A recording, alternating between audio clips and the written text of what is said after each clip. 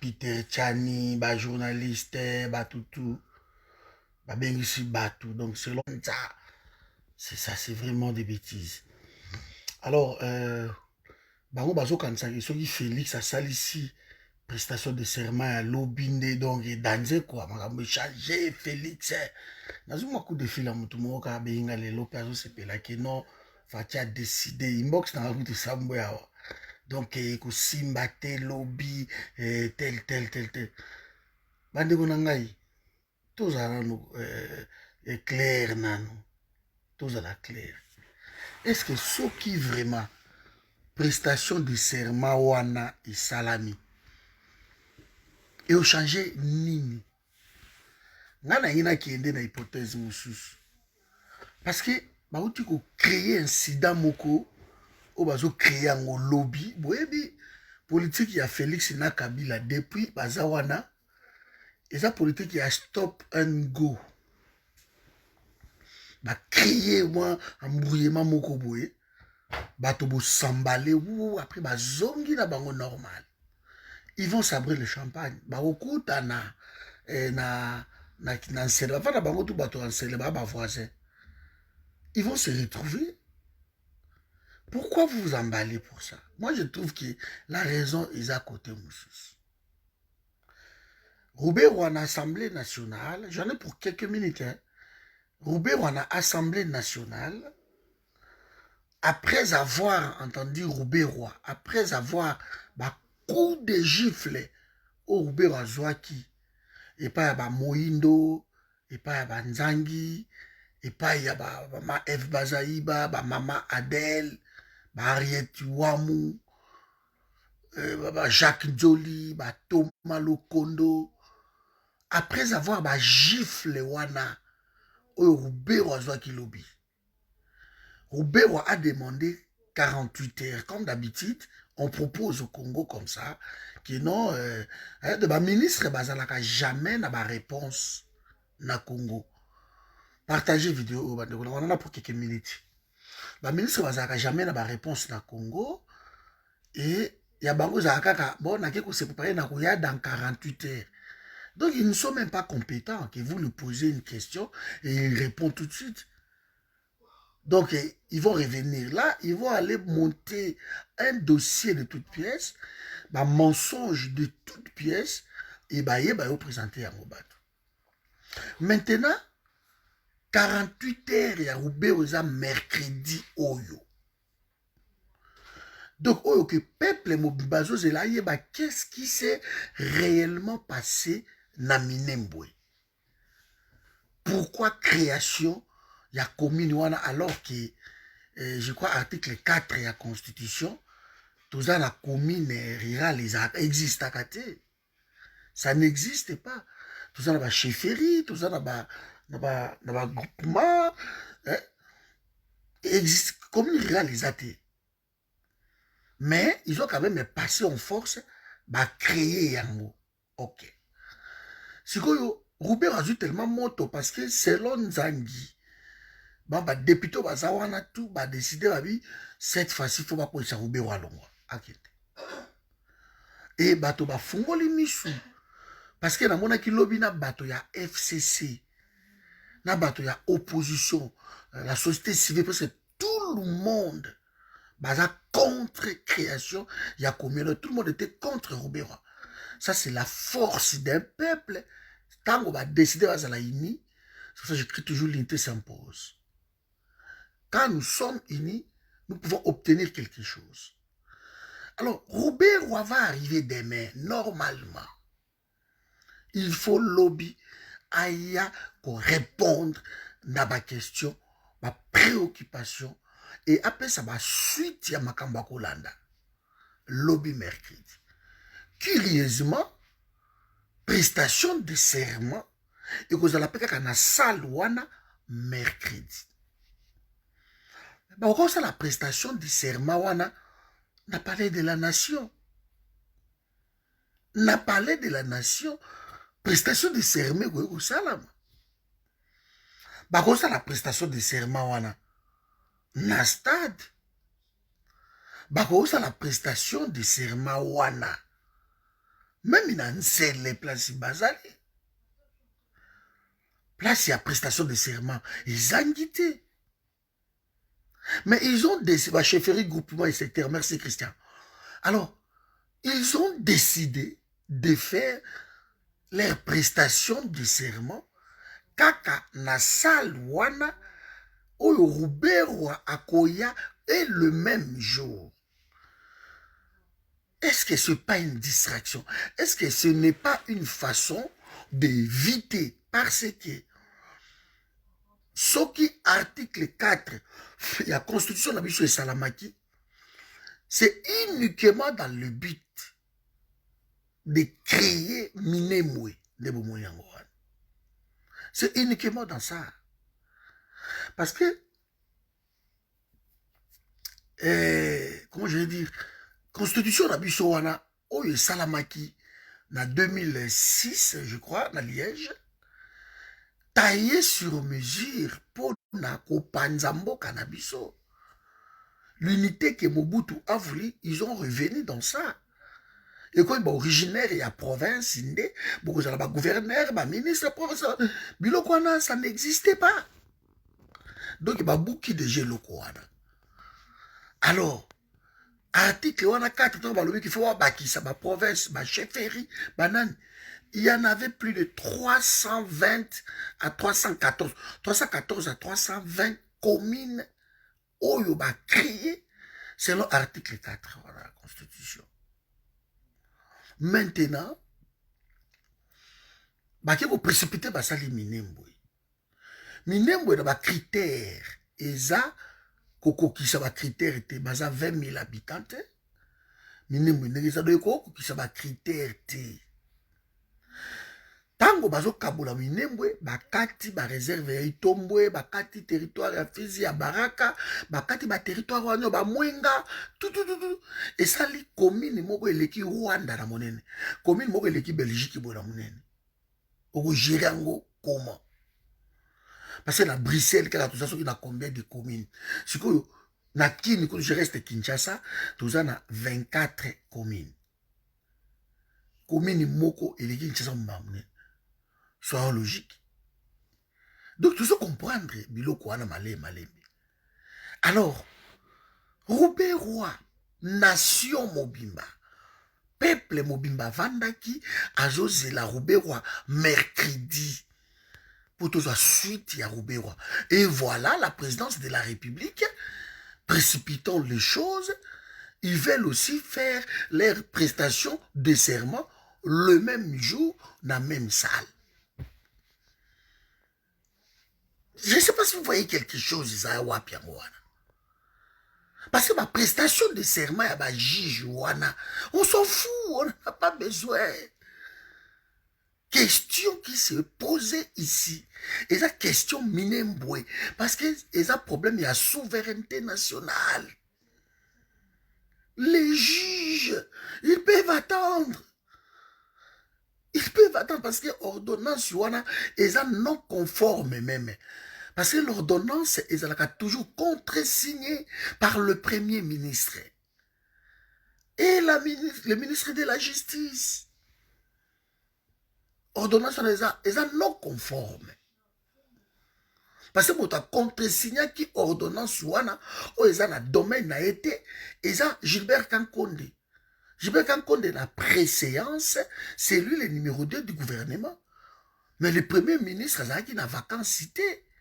Azalaki na voyage ya musala donc ezalaki vacances cité qui après ça bokonzi na ye et pas il y a ministre ya intérieur de l'ordonnance là c'était biaisé article 150 je crois la constitution bah donc Félix ça viola kanaye OK quand cela ne tienne les procureurs sont là. Il a voulu même bouger le procureur. Oh, qui va mandat, il fait ça là. 9 ans, 3 ans renouvelables. Normalement, il fallait la 2021. Il a bougé. OK, on lui accorde ça. Mais mes amis, comment est-ce possible que question de souveraineté nationale, oh, que ce soit la diaspora, que ce soit tout le monde, bah, télémina monde, bah, lobby, Minembwe et Okendete. Et on est tous d'accord. Minembo était. L'homme passe, il a dit que non, j'ai annulé. Ok. Première réalité, le fait précède le droit. Ok, c'est pas grave. C'est quoi, yo? Le fait précède les droits. Roubaix a été interpellé normalement. Je dis bien normalement. L'interpellation de l'Assemblée nationale, ils ont 8 jours pour le ministre Aya pour se représenter. 8 jours. Roubaix voyait avant 8 jours. Comme coïncidence, Roubaix arriva un certain lundi. Roubaix est là. Tout en sachant que dans le Congo, ils ont toujours un système, il y a 24 heures. Il y a 48 heures, pardon. Parce que tous les ministres, les PDG, les gens qui passent dans l'hémicycle, ceux qui vont interpeller Bango, ils ont toujours après 48 heures. Dans ceux qui vont formule wana wapi, je ne sais pas. Alors, Roubaix, on peut pas tout nier, oui, na 48 heures. Donc, mercredi, peuple mobimbe yo qui mercredi, ngana yo mokili mobimba, ba yo ki mercredi, Roubaix Roi akoya ko s'expliquer. Il faut toye ba coïncidence, nyo surtout au Roubaix Roi lobaki wana, il faut toye ba yango bande ko na ngai. Parce que eza mabele, wana za richesse commune o ya biso. C'est le mercredi, il fallait toye beloko wana. La présidence de la République crée un incident que non, bango pe bakoya ça la prestation de serment le mercredi. Qui cache quoi? Qu'est-ce qui se passe?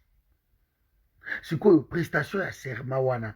Et l'équipe importance ya makambo ya mabele oyo Assemblée nationale ezobengisa un imposteur, un Rwandais et quelqu'un qui embrouille, quelqu'un je ne sais pas comment il est devenu, même en contrôlant nos institutions, pour être ministre et à réforme institutionnelle na RDC, on se pose des questions. Alors question primordiale, c'était la réponse de Roubaix Roi demain. Et voilà, il y a un incident. Et on assiste à la talibanie, et la folie est montée. On appelle tout le monde, boya tobunda, boya, lobi kozalande likambo, bokomona, lobi tokosalande boye, bokomona. Donc on assiste na ba bêtise moko boye. Ok, balingi ba bimisa biso ce qu'on a question minembwe. Ba bimisa biso na qu'est-ce que minembwe. Donc, ce sont des choses. Mais Akoya Ndengenini, je ne sais pas. Parce que lui aussi, il est coincé. Vu ce qui s'est passé hier. Vu l'intervention, surtout à part Bouzoba, oh maman, et non, Geneviève Inagosi à Salaki. Mais tous les restes, presque à l'unanimité, étaient contre Roubewa. Batotou, bah annulé et lokoana. Bah annulé et lokoana. Donc Félix aza kosakana na bato. Azotia bato na babuzo ba moko donc et curieusement, il y a un peuple qui court derrière Félix. Fati béton, Fati béton, Fati. Ils n'ont rien compris. Oui, il y a non. On doit quand même partager nos réflexions na bande konangai. Qui cache quoi? Est-ce que c'est Roubaix qui a dit la vérité?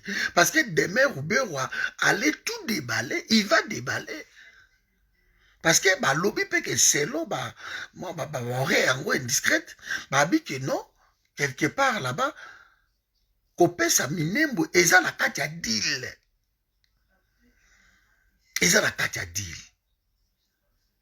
Yango monsieur a signé na conseil de ministre à matière ke poto, Roubaix Wabake basali makambo na bango kuna et sili côté osko tolé o esalami na monde nde ba yokota ba bino osimbate tout le monde a sali rétropédalage.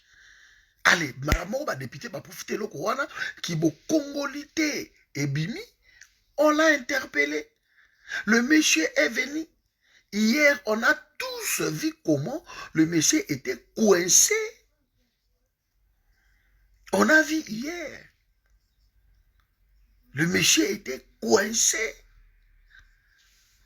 Vous savez, nga kutu kovanda naza abona na voiture te babotoli nga voiture na mbila na voiture te parce que navandaki libanda na Paris boti okazaki na chapelle wana leta na akozonga ba 21 déjà eleki bakangi nga na futi 130 €. C'était tellement passionnant na sur la voiture te nde nazanga cordo bande voiture eza te esalami lobi na futi 130 € mutu kikei depuis on récupère le komi ba mindondo mutuka on respectait couvre-feu te parce que c'était tellement passionnant eloko wana que na okaki kotika ngo te nazali déjà libanda je pouvais rien faire. C'est incroyable. Incroyable. Donc, réponse ya Roubero à lobby, il y a qui paie sa peuple congolais, na mutu na bango ba yeba. Qu'est-ce qui s'est passé? Parce que ce qui a kosi toko yeba, qui a kosi. Parce qu'il y a eu autant de coïncidences. Et les autres, ils ont surtout concentré na faire minembwe. Parce que ils ont dit kamba mabele na yo, mabele na ngai. Et c'est que ils ont imputé biso liboko moko boy. Ba pesa ba étranger. Oyo Ariette Wamu d'entre de jeu a betaki déjà Roubero. Abi Bouyaka Awa en 1950 Bouyaka comme un réfugié. Et c'est répertorié comme ça na niveau des Nations Unies. Et les Nations Unies va demander à Bino, ils vous ont demandé de ne pas se mêler dans la politique congolaise.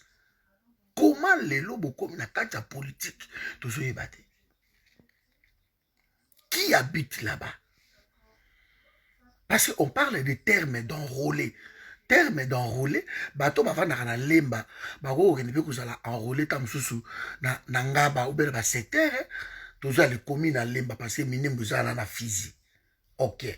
Commune ya, je vais vous expliquer le Coran quand même. Commune ya lemba.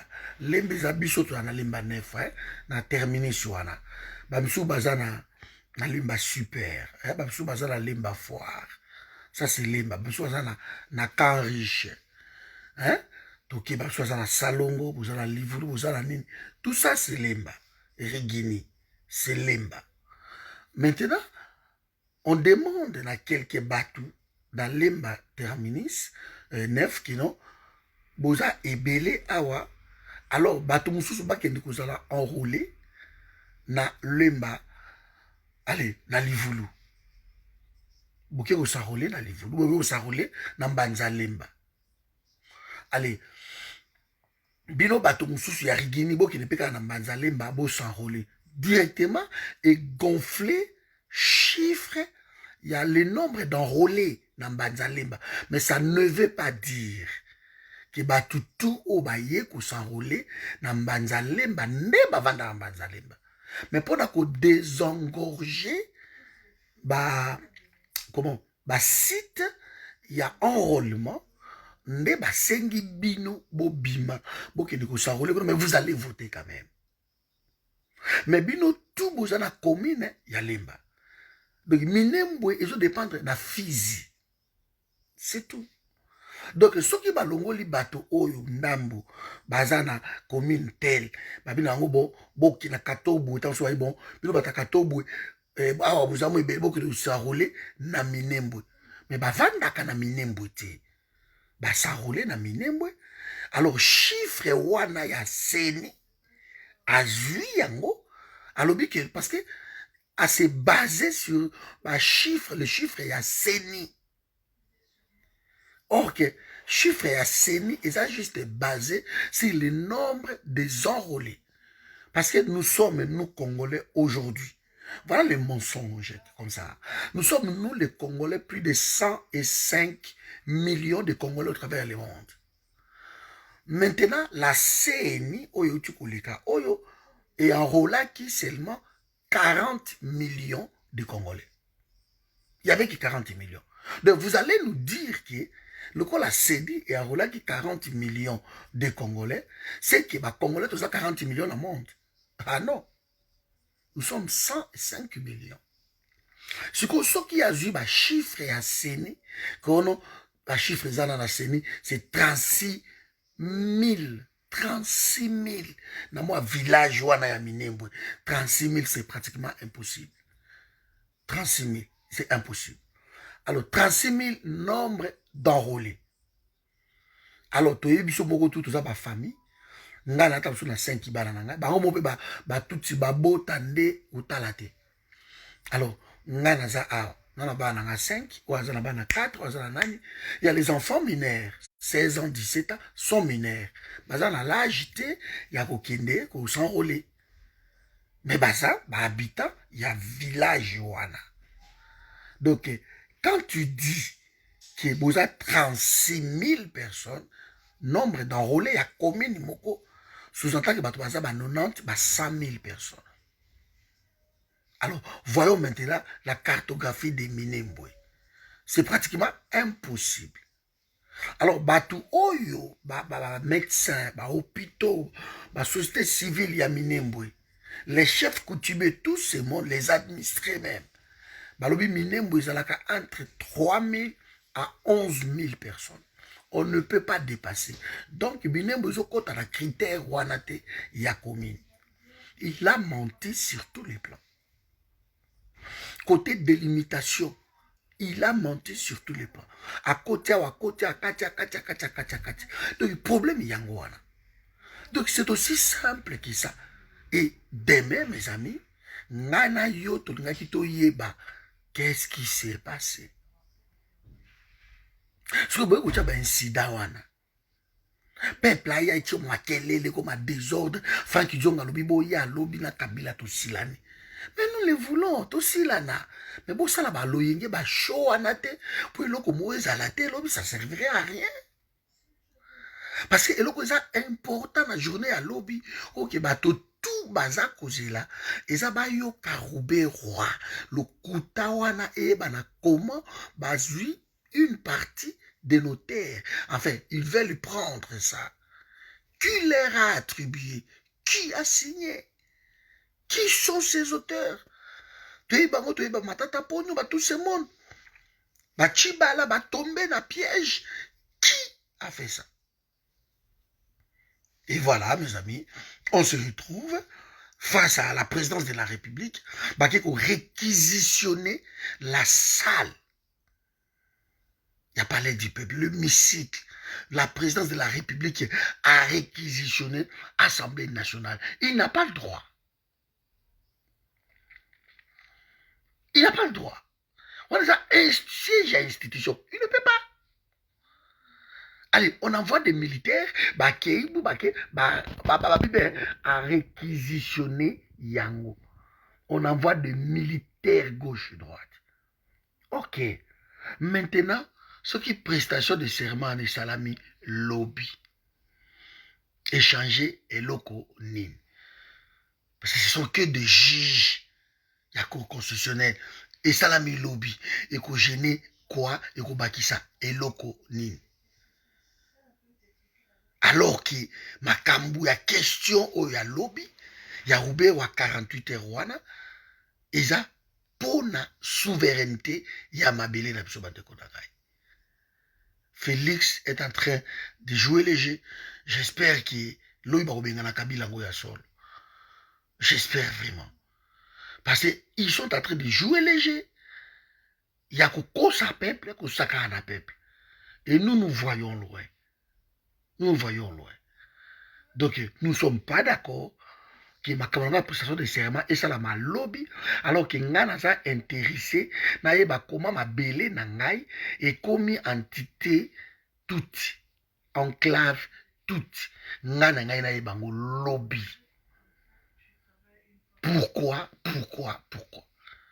Mais Topeka Bongo, Abraham Loaka Banka, et tout qu'on soit Franky Djongo, les Christian Bossembe, les Mbata, professeur Mbata, un aventurier.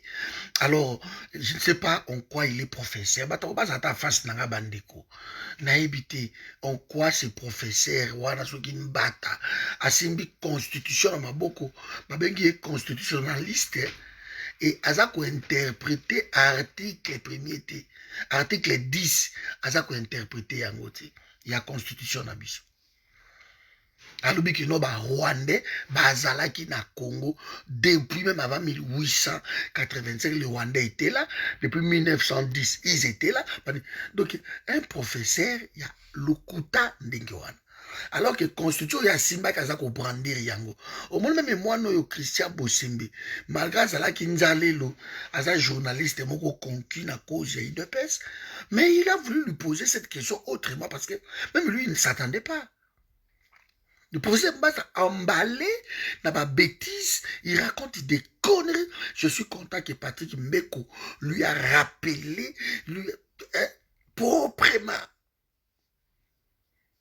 Bandeko nangai, bato oyo, bazaba congolais, selon la constitution de 1900, la charte nationale 1925, je crois 59. 74, je crois, 82, constitution la biso tout de Salama 2006, amendement, babiloko nyonso tout. Yasuka yango wane salami. Même un accord cadre et accord global inclusif. Balobi oyo nyonso akoki kozala congolais eza bato oyo bakoko na ye, bapapa na ye, bazalaki na batribu oyo constitua l'état indépendant du Congo. Le Rwanda n'était pas là. À l'époque, roi wana ya Tatuti azalaki nano wana te po ya utaki kota ba likolo, kota ba Guinée, ba biloko wa jara na ba kitaki nde pona ba conquête kolukaka ba terre na bango pona koya ko batela ba meme na bango, ba ngombe, parce que ce sont des éleveurs. Ba ye wana guerre moko fratricide. Ba di ko exterminer bango. Les Nations Unies, Conseil des Nations, ba kotaki masolo wana. Ba ju bango, ba confier bango, et pas à Croix-Rouge, Croix-Rouge, je crois à l'époque, ba confier bango, et Croix-Rouge, je crois, et tchaki siège na bango, na Bujumbura. Pona ko dispatcher bango, na ba mboka, une partie, ba teki bango na Burundi, une partie, ba otaki Éthiopie, merci. D'après les légendes, descendant à reine de Saba. Voilà. Alors, bango, ba famille, moko na ba pel, ba branche, wana. Alors, une partie, batka na Burundi, c'est pour ça aujourd'hui, la Burundi, ba tutsi na Burundi, et une partie, bakende ki na Tanganyika, côté kuna ba Viura, côté Nabiso, et une partie, batiki bango na est de la République. Maintenant, il fallait qu'on ait bango place, ne ba kovanda, ne ba notable ya biso, ba mwami, ba vandi, ba lobi, non, totia bango na Minembwe. Parce que Rwanda, na Minembwe côté Zali, c'est presque 300 km. Mais bon, totia bango côté Oyo, ba longwa kuna, ba ya côté Oyo, pour pas subir influencité, ya pays wana, ba créer ba mindondote. Baza bato baza sans terre. Ba ya koya. Même na Burundi, sans terre. Parce que l'Afrique centrale, s'il faut revenir dans l'histoire, l'Afrique centrale, ils ont après ba pygmée. Ils ont ba bantou. Point barre. L'Afrique centrale, ils ont ba nilotique. Ba nilotique, ba Éthiopie, ba Érythrée, ba Mauritanie, ba côté wala. Ba Somalie. Baza ba côté wanza ba sala mukina ndenge wana. Alors na terre te ki balo ba ono avant bango bazaka na l'an 0. Ils étaient pas là quand nous venions biso ba bantu poto ya kwa vanda na Afrique centrale. To utaki na golfe du Guinée. Moi que histoire eko sa biso. To yé to vandi wana. Même les Hutus wana, les Hutus ba bantu. Pas les Tutsis. Pas les Tutsis. yango baza minoritaire na coin wana nyonso tu parce que baya koya bazo bango bakaboli bango pesi bango ndambo bovanda ndambo bokende awa ainsi comme ça lokwa baza pe kaka banoir baboti bavandi c'est comme ça mais baza peuple oyo bazalaka na problème ya cohabitation depuis toujours. Verrez même na Rwanda, bango wana bazalaka 3, je crois, ou tout na ba 3, mais baza na problème ya cohabitation na ndenge ya moke te. Maintenant, lobby tolingai toyeba basuite wana. Moi, je ne suis pas content. Mais tovandi tokotala lobby, babiki loyi bakobenga na Kabila, lobby nde lobby, selon bango lobby nde kosala soki nini. Problème ezali te. Tozozela bango lobby total. Total la lobby, lokwa bakobenga na Kabila ngo lobby, ce n'est pas grave. Mais Roubaix-Roi, ce n'est qu'une partie remise. Bisona yo toza na guerre. Bisona ba Félix toza na guerre. Bisona Batouana to ba Kabila toza na guerre. Toko tika bino te. Mabele kokende te. Maman Eve Bazaïba azalaki clair. On peut plus être clair que Maman Eve Bazaïba alobaki yango tout. Topesi bino nyonso bolingi nini. Pour vous sentir ba Congolais, il faut vous mabele. Ou vous avez Congolais bovandi comme tous les autres Congolais. Bango balingi yango te parce que bolingi autodétermination est comme pays makambo ebele. Alors tous a député voilà maman il faisait babi nous ne sommes pas dupes. Tout le monde va campagne ba saleli yo awa ba campagne ou bewa ou ba immortaliser yo no réussir ba balobeli lobi clair. Tout le monde va dire bo bazo imbela tout le monde campagne bana basi na bango. Bazu bacha minene wana bacheliso maladie peut-être aussi minene ceux qui les maladie voilà basi ba obèse wana bacheliso ba obèse par-ci par-là qui non ba congolais ba obèse zo bacheliso bango ouais ça sert à rien, on n'en a pas besoin, on n'en a pas besoin. On peut pas épouser des femmes comme ça pour ça payer la pour besoin basi on minene na bozo bango ou kongo passe au kokane. Qu'ils arrêtent ma bêtise, on n'a pas besoin. Il y a autre chose à publicité à bango. Alors, bah, sali yango, bah, sali, bah, campagne moko. Or, que ma campagne est comme ma bateau, tout va côté là yango. Et bah, ça, oui, tout ça, député, tout le monde, bah, campagne, bah, sali yango. Ça suffit. Ça suffit. Du monde. Donc, bah, ndeko nangai, lobby, bah, bengana Kabila. Parce que Roubaix-Roi, il faut y avoir lobby, à expliquer le lobby. Toute la solution à Roubaix-Roi, il y a un lobby dans l'Assemblée. Bino. Parce que commune, il faut pas annuler.